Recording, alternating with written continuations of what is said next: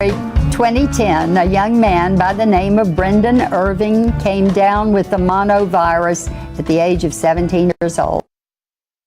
A simple viral infection was the beginning of his fight for life.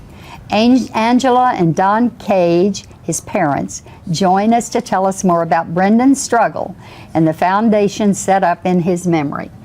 And like in the case of so many parents who have lost a child, immediately we start searching for some answer, some purpose we can make out of this insanity. Yeah. You found that purpose. I did. Off of Brennan's wish while he was in the hospital. He had come off the ventilator for a little bit, and he said, "I wish nobody else had to do this." He said, "It hurts." And he said, I don't want this to happen to anybody else." He said, do something. So he did. He passed away.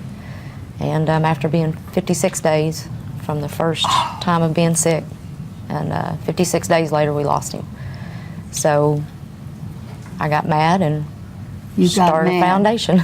And in his honor, it's Brennan's wish to cure his death. And Dawn, she got mad, which masked her sadness and propelled her into a motivational mode to do something.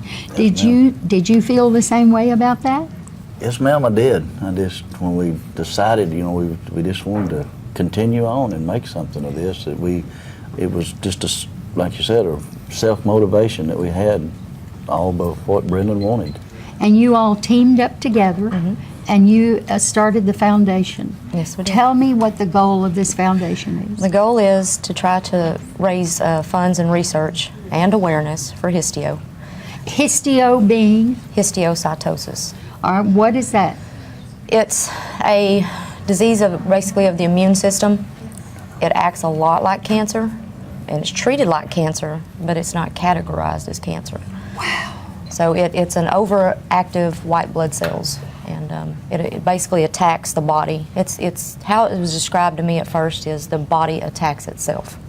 Oh, it does, doesn't it? And it damages organs, and like I said, when Brendan, we got him finally to the hospital down here, they finally diagnosed him with HLH, which is hemophagocytic lymphohistiocytosis. Did you go through a lot of going to different people to try to diagnose what he had? Yes, we did. I mean, that had to be an insane journey. He did have mono, which did trigger it, but we went back and forth with his doctor. He was in the hospital once in Wichita. He did get a little better, but then he started getting worse, running 106 fever, a rash. Wow. Brought him down here, and that's when they diagnosed him, and he ended up on life support.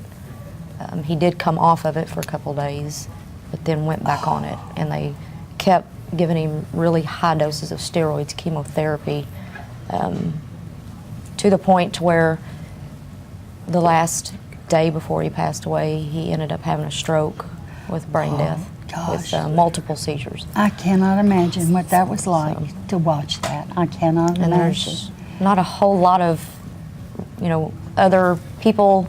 There's only about maybe 4 or 5 other foundations of parents that do this because the government won't help fund.